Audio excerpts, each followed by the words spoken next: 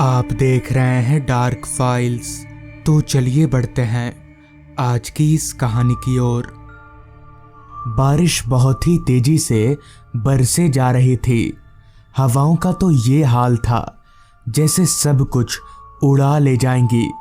बाहर चल रही हवाओं को मैं बस के अंदर बैठकर भी साफ तौर पर महसूस कर पा रहा था। बस उस तेज हवा को चीरती हुई अपनी पूरी रफ्तार से आगे बढ़े जा रही थी। मेरा नाम शुभम है और मैं अपने गांव से दूर शहर में काम करता हूं और आज मैं तकरीबन 5 सालों के बाद अपने गांव लौट रहा हूं। सच कहूं तो परिवार वालों के बगैर मेरे लिए 5 साल गुजारना बहुत मुश्किल था, मगर हमारी आर्थिक हालत इतनी कमज़ोर हो चुकी थी कि मुझे 5 साल शहर में रहकर खुद को सेटल करना ही पड़ा, जो कि मैंने बहुत अच्छे से किया। खैर, बस अब मेरे गांव के रास्ते पर चल रही थी। 5 साल पहले का गांव और अभी का गांव, दोनों में अभी तक तो मुझे कोई फर्क नहीं दिखा था। खैर, बस मेरे गांव के बस स्टॉप पर रुकी। बारिश अभी भी उसी तरह से हो ही रही थी, लिहाजा मैं बस से उतरकर दौड़ते हुए सीधे रमेश काका की चाय की दुकान में घुस गया। वहां बस से उतरने वाला मैं अकेला ही था। खैर, अच्छी बात तो ये थी कि चाय की दुकान खुली हुई थी।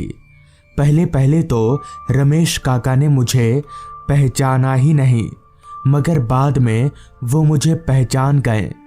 हालांकि रमेश काका मेरे गांव के नहीं थे, मगर मेरे परिवार वालों से उनकी अच्छी जान पहचान थी। तभी रमेश काका ने मुझसे कहा, पर शुभम बेटा, तुम इतनी रात गए घर कैसे जाओगे, वो भी इस बारिश में।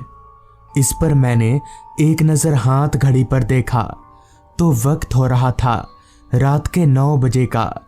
अभी ज़्यादा रात नहीं हुई है।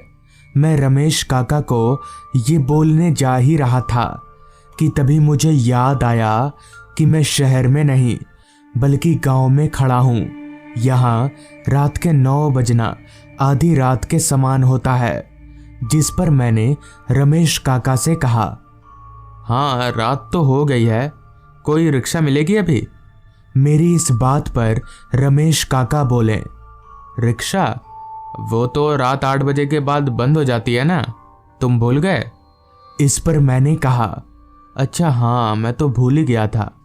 इसका मतलब गांव में कोई बदलाव नहीं हुआ है। इस पर रमेश काका मुंह खींचते हुए बोल पड़े, ना ना, गांव में क्या बदलाव होगा। मुझे पता लग गया था कि यहाँ से घर तक का रास्ता मुझे पैदल ही तय करना पड़ेगा, मगर बड़ा सवाल ये था कि आखिर इस बारिश में कैसे, क्योंकि मौसम इतना खराब था कि पल भर के लिए भी मुझे खुले आसमान के नीचे जाना मुनासिब नहीं लग रहा था। पता नहीं कौन सा पेड़ कब मेरे ऊपर गिर जाए। जिस पर मैंने रमेश काका से पूछा, काका छाता है क्या आपके पास? इस पर रमेश काका ने कहा, छाता है बेटा मेरे पास, ये लो, ले जाओ। इतना कहकर रमेश काका ने मुझे अपना छाता दे दिया, जिसके बाद मैंने उनसे छाता लिया और चलते हुए निकल पड़ा अपने गांव की ओर। रात के 9 बज रहे थे, मगर रास्ता देखकर लग रहा था कि वक्त आधी रात का हो चुका है। ठीक 5 साल पहले की तरह ना तो रास्ते पर कोई स्ट्रीट लाइट जल रही थी और ना ही कोई आदमी नजर आ रहा था। कहीं ना कहीं मैं अंदर ही अंदर घबरा रहा था, क्योंकि मौसम ही कुछ ऐसा था कि वैसे मौसम में कोई भी घबरा जाए। रास्ते पर खामोशी इतनी ज़्यादा फैली हुई थी कि मेरे पैदल चलने की आवाज़ भी मैं साफ तौर पर सुन पा रहा था। छाते पर टिपटिपाती बारिश की बूंदें और बीच बीच में गरजते बादल माहौल में एक अलग सा डर घोल दे रहे थे, जिसे लफ्ज़ों में बयां कर पाना मुश्किल ही नहीं बल्कि नामुमकिन है। अभी मैं आगे बढ़ ही रहा था कि तभी एकदम से मुझे ऐसा महसूस हुआ जैसे कोई मेरे सामने से निकला हो। मेरे पैर उसी जगह पर अपने आप ही रुक गए। मैं रुककर चारों तरफ देखने लगा, मगर वहां मेरी आंखें अंधेरे के अलावा किसी और चीज को देख नहीं पा रही थी। मुझे लगा शायद ये मेरे मन का वहम होगा और मैं इतना सोचकर वापस से आगे बढ़ने लगा, मगर कहीं ना कहीं वो चीज मेरे जहन में छप सी गई थी। आखिर वो क्या हो सकता है? अगर कोई जंगली जानवर होता तो वो इतनी जल्दी गायब नहीं होता। कम से कम पल भर के लिए तो मैं उसे देख पाता। मन में उमड़ते इन सारे सवालों को लेकर मैं आगे बढ़े जा रहा था। अभी मैं आगे बढ़ ही रहा था कि तभी रास्ते के एक किनारे पर मुझे एक बाइक खड़ी दिखी। उस बाइक को देखकर मुझे काफ़ी हैरानी हुई कि आखिर ये बाइक है किसकी और इस सुनसान रास्ते पर ऐसे क्यों खड़ी है। लिहाजा मैं चलते हुए उस बाइक के करीब गया और आसपास देखने लगा, मगर वहां आसपास कोई इंसान नहीं था। अभी मैं आसपास देख ही रहा था कि तभी अचानक पीछे से किसी ने मेरे कंधे पर हाथ रख दिया। वो हाथ बर्फ की तरह ठंडा था। मैं तुरंत पीछे पलटा तो पाया कि एक अधेड़ उम्र का आदमी ठीक मेरे पीछे ही खड़ा है। तभी उस आदमी ने मुझसे कहा, क्या हुआ, यहाँ क्या कर रहे हो? इस पर मैंने कहा, जी कुछ नहीं, बस ये बाइक देखी तो आ गया। आपकी है ये बाइक? तो इस पर उस आदमी ने कहा, जी मेरी बाइक है। आपको कहीं जाना है क्या? इस पर मैंने कहा, जाना तो था मुझे राजपुर गांव। इस पर उस बाइक वाले ने कहा, आइए मैं आपको छोड़ देता हूँ, मुझे भी उधर ही जाना है। मुझे भी लगा यही ठीक रहेगा, लिहाजा मैंने उस आदमी की बात मान ली और उसकी बाइक पर छाता लेकर बैठ गया। छाता मैंने खोला हुआ था क्योंकि बारिश अभी भी हो ही रही थी। छाते की मदद से मैं भी बच रहा था और वो बाइक वाला भी। बाइक उस सुनसान रास्ते पर आगे बढ़े जा रही थी कि तभी मेरी नज़र उस बाइक चला रहे आदमी पर गई। उस आदमी के कपड़े जरा भी नहीं भीगे थे, मगर ये कैसे हो सकता है?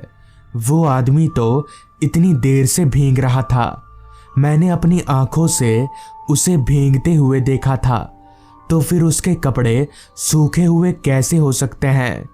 मेरी कुछ समझ में नहीं आ रहा था। ये बात इतनी छोटी भी नहीं थी कि मैं इसे नज़रअंदाज कर दूं। कहीं ना कहीं मेरे दिमाग के एक कोने में ये बात बैठ चुकी थी। रात हर पल गहराती जा रही थी। जहां थोड़ी देर पहले तक रात के 9 बज रहे थे, वहीं अब रात के 10:30 बज रहे थे। खामोशी की चादर में पूरा रास्ता लिपटा हुआ था। रास्ते पर कोई इंसान तो दूर, जानवर तलक भी नजर नहीं आ रहा था। अभी मैं छाता पकड़कर बाइक पर बैठा ही हुआ था कि तभी मेरी नज़र बाइक के साइड मिरर पर गई, तो मैंने वहां जो देखा वो देखकर मेरे होश उड़ गए। मेरी सांसें तेजी से ऊपर नीचे होने लगीं, क्योंकि बाइक के साइड मिरर पर मुझे बाइक चलाने वाले का चेहरा नजर आ रहा था। उस आदमी का चेहरा मौत से भी ज्यादा खतरनाक था। उसकी आंखें लाल चमक रही थी और जुबान बाहर लटकी हुई थी। मुझे समझ नहीं आ रहा था कि अब मैं क्या करूं, अपनी जान कैसे बचाऊं। मैं इतना तो जान ही गया था कि अगर मैं यहाँ रुका तो मारा जाऊंगा, मगर जब तक बाइक नहीं रुकती मैं कुछ कर भी नहीं सकता था।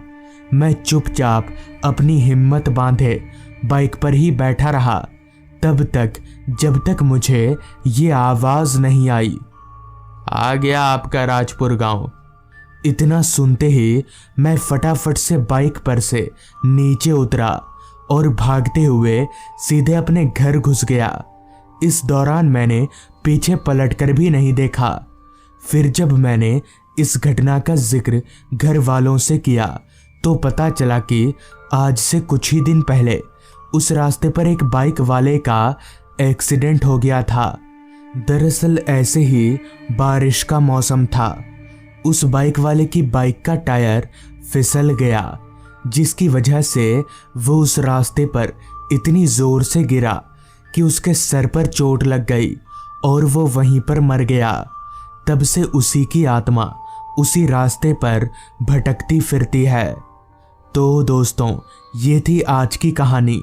अगर आपको ये कहानी पसंद आई हो तो चैनल को ज़रूर सब्सक्राइब कर लें। तो मैं आपका दोस्त आर्यन जल्द ही मिलूँगा आपसे ऐसी ही एक कहानी के साथ।